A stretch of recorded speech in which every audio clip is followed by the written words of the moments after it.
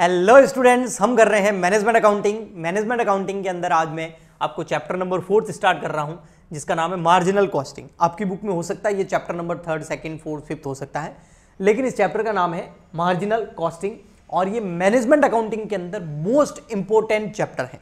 ठीक है, चलिए मार्जिनल कॉस्टिंग है क्या। हिंदी मीडियम वाले अगर कोई स्टूडेंट देख रहे हैं तो मैं बता दूं, इसको हिंदी में बोलते हैं सीमांत लागत। ये हिंदी मीडियम वाले स्टूडेंट्स के लिए मैंने बताया थोड़ा सा। ठीक है, अगर इकोनॉमिक्स अगर आपने पढ़ी है अच्छे से तो इकोनॉमिक्स के अंदर आपने देखा होगा कि हम निकालते थे मार्जिनल कॉस्ट, जिसको हम शॉर्ट में एमसी बोलते थे ना। आपने देखा होगा हम टोटल कॉस्ट निकालते थे, मार्जिनल कॉस्ट निकालते थे, है ना, एवरेज कॉस्ट निकालते थे। तो वहां पर हमने मार्जिनल कॉस्ट का कॉन्सेप्ट देखा था। तो इकोनॉमिक्स के अंदर मार्जिनल कॉस्ट का मतलब क्या होता था, तो मार्जिनल कॉस्ट का मतलब इकोनॉमिक्स के अंदर होता था, फॉर एग्जाम्पल के लिए अगर आप यूनिट प्रोड्यूस कर रहे हैं 1000, कोई प्रोडक्ट बना रहे हैं 1000 यूनिट बना रहे हैं और 1000 यूनिट बनाने की जो आपकी कॉस्ट आ रही है वो आ रही है 10,000 रुपए। ठीक है, तो ये हो गई यूनिट, ये होगी कॉस्ट रुपीज के अंदर। अब अगर आप 1001 यूनिट बढ़ा दें तो आपकी जो कॉस्ट है वो बढ़कर हो गई 10,100 रुपए। तो यहां पर आपने एक एडिशनल यूनिट प्रोड्यूस की, कितनी, एक। तो एक और एक्स्ट्रा यूनिट प्रोड्यूस करने की वजह से आपकी जो टोटल कॉस्ट है उसके अंदर होने वाली वृद्धि या कमी, उसके अंदर इंक्रीज भी हो सकता है, डिक्रीज भी हो सकता है। तो उसके अंदर वैसे हम एक और एक्स्ट्रा यूनिट बनाएंगे, एक और एक्स्ट्रा यूनिट प्रोड्यूस करेंगे तो हमारी टोटल कॉस्ट बढ़ेगी। तो वो एक एक्स्ट्रा यूनिट प्रोड्यूस करने की वजह से जो टोटल कॉस्ट में वृद्धि होती है, जो कितनी हो रही है यहां पर 100 रुपीज, ये देखो। तो इसे ही बोला जाता है मार्जिनल कॉस्ट इकोनॉमिक्स के अंदर। एक एक्स्ट्रा यूनिट प्रोड्यूस करने से टोटल कॉस्ट में होने वाला इंक्रीमेंट, टोटल कॉस्ट में होने वाली वृद्धि मार्जिनल कॉस्ट कहलाती है या उसे मार्जिनल कॉस्ट बोला जाता है। ओके, ये इकोनॉमिक्स के अंदर पढ़ा गया था और यही है मार्जिनल कॉस्ट। कुछ ज्यादा यहां पर भी डिफरेंस है नहीं, लेकिन यहां पर जो हम मैनेजमेंट अकाउंटिंग कर रहे हैं इसमें हो सकता है कि मार्जिनल कॉस्ट जो हम कैलकुलेट करें तो वो ऐसा हो सकता है, एक यूनिट एक्स्ट्रा प्रोड्यूस करने पर होने वाली टोटल कॉस्ट के अंदर कमी या वृद्धि, या फिर एक ऑर्डर हो सकता है, वन ऑर्डर, एक और एक्स्ट्रा ऑर्डर, है ना। अब हो सकता है एक यूनिट में तो एक यूनिट होगी, लेकिन एक ऑर्डर में हो सकता है 1000 यूनिट हो, तो एक ऑर्डर भी हो सकता है। एक लेवल भी हो सकता है कि एक लेवल पर हम जब प्रोडक्शन कर रहे हैं और उस लेवल को बढ़ा रहे हैं तो टोटल कॉस्ट में कितना इंक्रीमेंट हो रहा है। तो एक यूनिट हो सकती है, एक ऑर्डर हो सकता है, एक लेवल हो सकता है। ठीक है, तो यहां पर जरूरी नहीं है कि यूनिट ही देखेंगे, एक ग्रुप ऑफ यूनिट हो सकता है। 500 की यूनिट के ग्रुप बने हुए हैं तो ग्रुप ऑफ यूनिट्स भी हो सकता है। ओके जी, अब आते हैं इस चैप्टर के अंदर और मैं थोड़ा सा आपको बताता हूं कि कॉस्ट जो होती है वो दो तरह की होती है। एक तो होती है कॉस्ट कैलकुलेट, जो हम करते हैं ना, कैलकुलेशन ऑफ कॉस्ट, किसी भी calculation of cost. For example के लिए इलेक्ट्रिक पेन है, इसकी अगर कॉस्ट कैलकुलेट करनी है तो दो तरह से इसकी कॉस्ट कैलकुलेट की गई होगी। या जो ये इलेक्ट्रिक बोर्ड लगा हुआ है, डिजिटल बोर्ड लगा हुआ है, या जो कैमरा है मेरे पास, जो मेरे को आसपास चीजें दिख रही है, उन सब की कॉस्ट जो है दो तरीके से कैलकुलेट की गई होगी या दो बार कैलकुलेट की गई होगी। एक कॉस्ट कैलकुलेट की जाती है आफ्टर प्रोडक्शन, आफ्टर प्रोडक्शन, यानी कि कोई भी वस्तु, कोई भी प्रोडक्ट का प्रोडक्शन होने के बाद, ताकि हमें पता चल जाए कि भाई इस यूनिट को या इस पेन को बनाने के बाद हम देख सकते हैं कि इसमें कितना खर्चा लगा, कितना मटेरियल लगा, कितना लेबर लगा, कितना ओवरहेड लगा, कितने अदर एक्सपेंसेस लगे, और हमें एक कॉस्ट पता चलेगी, उसमें हम प्रॉफिट जोड़ेंगे और फिर हम उसको बेचेंगे। तो वो आफ्टर प्रोडक्शन जो हम कैलकुलेट करते हैं उसके अंदर हम टोटल कॉस्ट कैलकुलेट करते हैं। ये जो टोटल कॉस्ट कैलकुलेट की जाती है जिस मेथड से, उसको बोला जाता है एब्जॉर्प्शन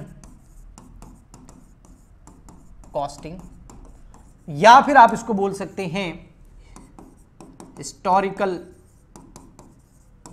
कॉस्टिंग, ये बोल सकते हैं। तो एब्जॉर्प्शन कॉस्टिंग बोल सकते हैं, हिस्टोरिकल कॉस्टिंग बोल सकते हैं, ट्रेडिशनल कॉस्टिंग भी बोल सकते हैं।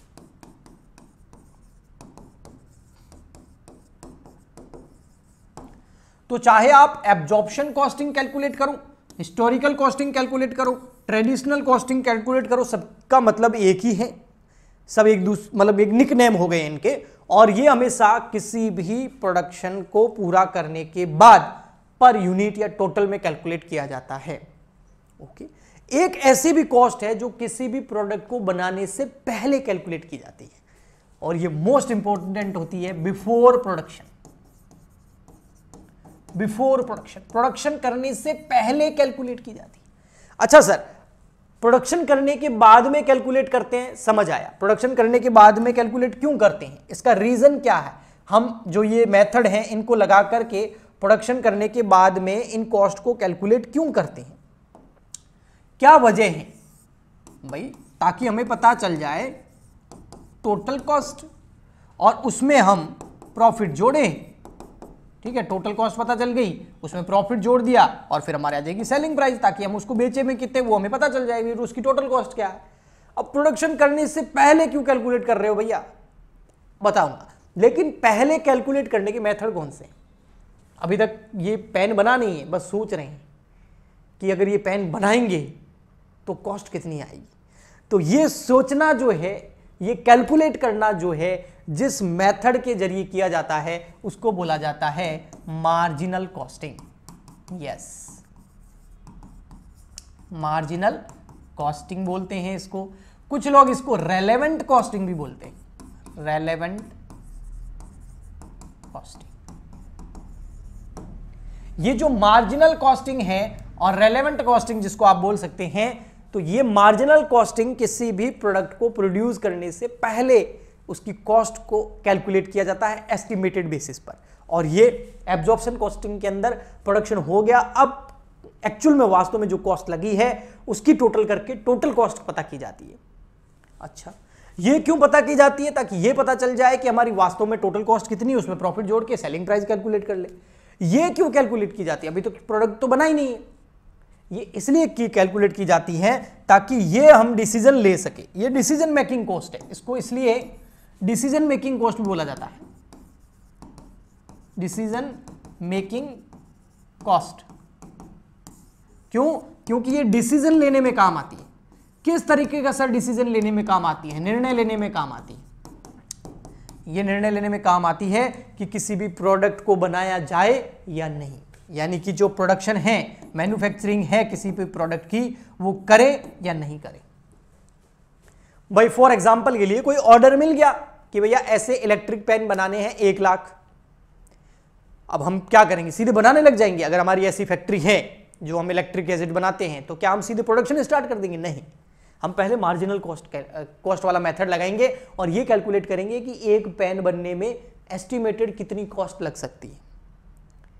जब वो कैलकुलेट होके आ जाएगी तब हम डिसीजन लेंगे कि सामने वाला पर पेन कितने रुपए देगा हमको, और फिर हम देखेंगे, निर्णय लेंगे कि बनाए या नहीं बनाए। अगर हमको प्रॉफिट नहीं हो रहा है ज्यादा तो फिर हम उस ऑर्डर को रिजेक्ट कर देंगे कि मैं नहीं सॉरी। और अगर हमें लग रहा है कि नहीं, कॉस्ट ठीक आ रही है, प्रॉफिट भी अच्छा खासा हो रहा है, तो हम उसको एक्सेप्ट कर लेंगे। तो डिसीजन मेकिंग में मार्जिनल कॉस्टिंग काम आती है। और आपको टोटल कॉस्ट एक्चुअल पता करनी है तो फिर उसमें एब्जॉर्प्शन कॉस्टिंग काम आती है। एब्जॉर्प्शन कॉस्टिंग प्रोडक्शन से पहले और marginal costing absorption costing production के बाद में और मार्जिनल कॉस्टिंग प्रोडक्शन से पहले कैलकुलेट की जाती है। ओके जी, अब यहां देखिए, अब इनको कैलकुलेट करने का तरीका मैं आपको एक फॉर्मूला बताता हूं। अगर आपको एब्जॉर्प्शन कॉस्ट कैलकुलेट करनी है, जो कि किसी भी प्रोडक्शन के बाद, आफ्टर प्रोडक्शन, ताकि आपको टोटल एक्चुअल कॉस्ट पता लग जाए, तो आप क्या करेंगे? आप लेंगे डायरेक्ट मटेरियल कितना लगा, आप लेंगे डायरेक्ट एक्सपेंस कितने लगे, आप ले लेंगे डायरेक्ट लेबर कितना लगा, ठीक है, ये सब आप लेंगे। फिर आप लेंगे इसके अलावा indirect variable cost, indirect variable cost ये तो डायरेक्ट वेरिएबल कॉस्ट है। इन तीनों को क्या बोला जाता है? Direct variable cost. और इसके बाद भी वेरिएबल कॉस्ट लेनी है, लेकिन कैसे? इनडायरेक्ट। जैसे मटेरियल दो तरीके का लगता है ना, किसी भी प्रोडक्ट के अंदर। जैसे आप अगर कोई प्लास्टिक का प्रोडक्ट देखेंगे, मान लेते हैं आपका जो है मोबाइल फोन, सबसे बेस्ट एग्जांपल, उसमें डायरेक्ट मटेरियल क्या होगा? उसमें जो हैवी प्लास्टिक वगैरह लगा हुआ है, जो ग्लास लगा हुआ है ना, वो डायरेक्ट मटेरियल है। लेकिन उसमें छोटे छोटे नट बोल्ट वगैरह लगे हुए हैं, वो इनडायरेक्ट मटेरियल है। ओके, ठीक है। तो इसके अंदर इनडायरेक्ट वेरिएबल कॉस्ट इनडायरेक्ट लेंगे तो इसमें हो सकता है आपकी फैक्ट्री की कॉस्ट हो कोई, लेकिन फैक्ट्री की कौन सी? वेरिएबल। फैक्ट्री की वेरिएबल कॉस्ट, आपकी एडमिनिस्ट्रेशन की वेरिएबल कॉस्ट, आपकी सेलिंग एंड डिस्ट्रीब्यूशन की वेरिएबल कॉस्ट, लेकिन वेरिएबल कॉस्ट ही लेनी है। एक्चुअल में कॉस्ट दो तरह की होती है, आपने कॉस्टिंग में पढ़ा होगा। एक होती है फिक्स्ड कॉस्ट, एक होती है वेरिएबल कॉस्ट। वेरिएबल कॉस्ट क्या होती है? अगर प्रोडक्शन बढ़ाओगे तो बढ़ेगी, प्रोडक्शन कम करोगे तो कम करेगी। लेकिन जो फिक्स्ड कॉस्ट होती है वो हमेशा लगती ही लगती है, चाहे आप प्रोडक्शन करो चाहे मत करो। फॉर एग्जांपल के लिए ये रूम है, इसका रेंट मान लेते हैं 10,000 रुपए। अब चाहे मैं यहां पर क्लासेस लूं, चाहे मैं यहां पर क्लासेस ना लूं, चाहे मैं इस रूम का लॉक लगा के घर बैठ जाऊं, चाहे मैं यहां पर दिन भर क्लासेस लूं, लेकिन रेंट तो कितना लगता है? वही लगना है 10,000, क्योंकि मकान मालिक को कोई मतलब नहीं है उससे। तो ऐसे कैसे जो फैक्ट्री का रेंट हो गया वो एक फिक्स्ड कॉस्ट हो गई। चाहे आप फैक्ट्री का लॉक लगा के घर पे चले जाओ तो भी रेंट देना पड़ेगा, चाहे आप उसमें 24 घंटे काम करो तो भी वही रेंट देना पड़ेगा। तो प्रोडक्शन के बढ़ने के साथ साथ और प्रोडक्शन के कम होने के साथ साथ जो फिक्स कॉस्ट है वो फिक्स ही रहती है, उसका प्रोडक्शन से कोई लेना देना नहीं है। प्रोडक्शन के बढ़ने से फिक्स कॉस्ट बढ़ेगी नहीं, प्रोडक्शन के कम होने से फिक्स कॉस्ट कम नहीं होगी, जैसे कि रेंट। लेकिन अगर आप प्रोडक्शन बढ़ाओगे तो मटेरियल ज्यादा लगेगा, लेबर ज्यादा लगेगा, ओवरहेड ज्यादा लगेंगे। और अगर प्रोडक्शन कम करोगे तो लेबर कम लगेगा, मटेरियल कम लगेगा। तो प्रोडक्शन के बढ़ाने के साथ और कम होने के साथ जो प्रभावित होती है वो होती है वेरिएबल कॉस्ट, और जो प्रभावित नहीं होती है वो फिक्स्ड कॉस्ट। ओके, तो यहां पर मैंने वेरिएबल के बारे में बोला, यहां पर आपको फिक्स्ड कॉस्ट लेनी है। अब फिक्स्ड कॉस्ट दो तरह की होती है, यहां पर आपको फिक्स्ड कॉस्ट भी लेनी है। एक फिक्स्ड कॉस्ट होती है जिसको अवॉइडेबल होती है, अवॉइडेबल फिक्स्ड कॉस्ट, और एक होती है अनअवॉइडेबल फिक्स्ड कॉस्ट। आपको जब आप एब्जॉर्प्शन कॉस्ट निकालो तो दोनों तरह की कॉस्ट आपको लेनी है। तो इसका मतलब यह हुआ कि आपको वेरिएबल कॉस्ट भी लेनी है और फिक्स्ड कॉस्ट भी लेनी है, क्योंकि प्रोडक्शन हो गया है, सारी कॉस्ट लग चुकी है। तो यहां पर कोई डिसीजन नहीं लेना है हमको। तो यहां पर हम वेरिएबल और फिक्स दोनों कॉस्ट की टोटल कर लेंगे तो हमारे पास आ जाएगी टोटल कॉस्ट, और उस टोटल कॉस्ट के अंदर हम कुछ प्रॉफिट जोड़ देंगे तो हमारे पास में आ जाएगा सेलिंग प्राइस। ठीक है, सॉरी एक सेकेंड, हाँ, ऐड कर दो आप प्रॉफिट, तो आ जाएगी आपके पास fix selling price, SP selling price. तो ये तो हो गया एब्जॉर्प्शन कॉस्टिंग। अब आते हैं मार्जिनल कॉस्टिंग। मार्जिनल कॉस्टिंग में आप देखना थोड़ा सा अलग है, ठीक है। आप चाहो तो इसको नोट कर सकते हो, मैं हट जाता हूं, अगर स्क्रीनशॉट लेना है तो वो भी ले सकते हो, ठीक है। ओके जी, मैं आपको पीडीएफ देने की भी कोशिश करूंगा, ठीक है। अब देखो आप यहां, अब आते हैं मार्जिनल कॉस्ट, जो होती है बिफोर प्रोडक्शन, डिसीजन लेने के लिए आती है।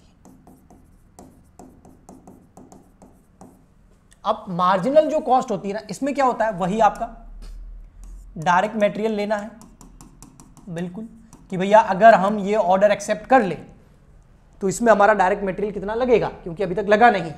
फिर डायरेक्ट लेबर, कि भैया इतना डायरेक्ट लेबर लगेगा। फिर डायरेक्ट एक्सपेंस, कि हाँ भैया इतने डायरेक्ट एक्सपेंस लगेंगे। फिर आपकी indirect variable cost, indirect variable cost कितनी लगेगी। वेरिएबल कॉस्ट वो होती है जो प्रोडक्शन करने पर बढ़ती है, प्रोडक्शन कम करने पर कम होती है, बढ़ाने पर बढ़ती है, ठीक है। ये भी वेरिएबल है, लेकिन ये कौन सी वेरिएबल है, डायरेक्ट वेरिएबल, और ये कौन सी, इनडायरेक्ट वेरिएबल कॉस्ट है, ठीक है। अब यहां पर फिक्स्ड कॉस्ट लेनी है क्या, हाँ फिक्स्ड कॉस्ट आप ले सकते हो। अब फिक्स्ड कॉस्ट दो तरह की बताई थी, अवॉइडेबल और अनअवॉइडेबल, केवल अवॉइडेबल ले सकते हो, अवॉइडेबल फिक्स्ड कॉस्ट ले सकते हो आप, अनअवॉइडेबल फिक्स्ड कॉस्ट नहीं ले सकते। मतलब क्या हुआ मैं बताता हूं आपको। अनअवॉइडेबल जो फिक्स्ड कॉस्ट होती है ना, वो अनअवॉइडेबल होती है। चाहे आप ये जो ऑर्डर आया इसको एक्सेप्ट करोगे तो भी फैक्ट्री का रेंट लगेगा, अगर आप इस ऑर्डर को रिजेक्ट करोगे तो भी फैक्ट्री का रेंट तो लगेगा, चाहे मैं एक और एक्स्ट्रा क्लास यहां पर लूं तो भी रूम का रेंट वही लगेगा, अगर ना लूं तो भी रूम का रेंट वही लगेगा। तो वो अनअवॉइडेबल हो गई, आप उसको अवॉइड नहीं कर सकते। अगर आप ऑर्डर एक्सेप्ट करोगे तो भी वो फिक्स कॉस्ट लगेगी, ऑर्डर एक्सेप्ट नहीं करोगे तो भी वो फिक्स कॉस्ट लगेगी। तो अनअवॉइडेबल जो फिक्स कॉस्ट होती है उसका डिसीजन पे कोई काम नहीं है, वो डिसीजन में काम नहीं आती, डिसीजन लेने में उसका कोई रोल ही नहीं है, इसलिए उसको हटाओ। हाँ, जो अवॉइडेबल फिक्स कॉस्ट होती है ये डिसीजन लेने में काम आती है। कैसे? अगर आप ऑर्डर एक्सेप्ट करोगे तो ये लगेगी, अगर नहीं करोगे तो नहीं लगेगी। अगर ये ऑर्डर एक्सेप्ट करोगे तो एक और फैक्ट्री खोलनी पड़ेगी, और अगर ये ऑर्डर एक्सेप्ट नहीं करोगे, रिजेक्ट कर दोगे, तो नई फैक्ट्री नहीं खोलनी पड़ेगी। तो अगर ऑर्डर एक्सेप्ट होगा तो रेंट नई बिल्डिंग का देना पड़ेगा, नई फैक्ट्री का देना पड़ेगा। ऑर्डर रिजेक्ट कर दोगे तो नई बिल्डिंग का, नई फैक्ट्री का रेंट देना ही नहीं पड़ेगा। तो ये हो गई अवॉइडेबल, इसको अवॉइड किया जा सकता हो वो लेना है, अनअवॉइडेबल को नहीं लेना है मार्जिनल कॉस्ट कैलकुलेट करते टाइम। और फिर यहां पर हमारे पास आ जाती है मार्जिनल कॉस्ट। ये सब लेने के बाद क्या आ जाती है? Marginal cost. और उस मार्जिनल कॉस्ट के हिसाब से हम डिसीजन लेते हैं कि हमें वो ऑर्डर एक्सेप्ट करना है या नहीं करना। तो आई होप दोनों में आपको फर्क पता चल गया होगा अच्छे से। एक तो प्रोडक्शन का फर्क है, एक प्रोडक्शन के बाद कैलकुलेट की जाती है, एक पहले की जाती है। इसके अलावा एक जब एब्जॉर्प्शन कॉस्ट कैलकुलेट करते हैं तब हम उसके अंदर सारी कॉस्ट जोड़ते हैं, वेरिएबल की सारी और फिक्स भी सारी। लेकिन जब हम मार्जिनल कॉस्ट कैलकुलेट करते हैं तो फिक्स में केवल हम अवॉइडेबल लेते हैं, अनअवॉइडेबल फिक्स कॉस्ट नहीं लेते हैं। अगर आपको क्वेश्चन में फिक्स कॉस्ट तो दे रखी है लेकिन ये नहीं बोला हुआ है कि अवॉइडेबल है या अनअवॉइडेबल है, तो जब आप एब्जॉर्प्शन कॉस्टिंग कैलकुलेट करोगे तो फिक्स्ड कॉस्ट को लेना है, और जब आप मार्जिनल कॉस्ट कैलकुलेट करोगे तो फिक्स्ड कॉस्ट को नहीं लेना है। ओके, आगे नेक्स्ट लेक्चर के अंदर हम इसकी कुछ न्यूमेरिकल करके मैं आपको बताऊंगा, जिससे आपको और अच्छे से समझ में आएगा। अगर ये लेक्चर अच्छा लगा है, वीडियो से आपको हेल्प मिल रही है, तो ज़्यादा से ज़्यादा इन वीडियोज़ को आप शेयर कीजिए, लाइक कीजिए, और चैनल को आप चाहे तो सब्सक्राइब भी कर सकते हैं नेक्स्ट और आपकी प्रिपरेशन को बेहतर करने के लिए। मैं यहाँ पर हो सकता है आपको ये PDF देने की कोशिश करूँ, तो एक सेकंड आप वेट कर सकते हैं, प्रिपेयर तो हो रहा है। ठीक है, और कैसा लग रहा है आप कमेंट करके बता सकते हैं। हम मिलते हैं नेक्स्ट लेक्चर के अंदर, आज के लिए इतना ही, तब तक के लिए good bye and thank you. ये जो स्कैनर आया है, ये इसको स्कैन कर देंगे ना तो ये PDF आपको मिल जाएगा जो मैंने आज इस क्लास में लिया है। ठीक है, ओके, तो आज के लिए इतना ही, बाय बाय, थैंक यू।